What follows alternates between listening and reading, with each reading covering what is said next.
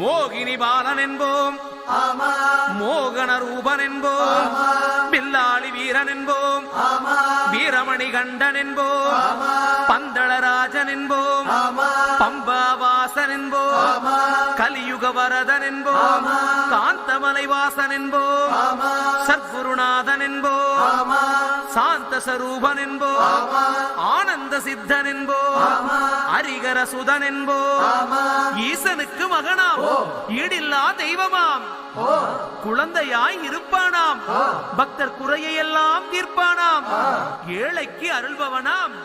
நம்ம குல சுவாமியாம். அப்படிப்பட்ட சுவாமி ரொம்ப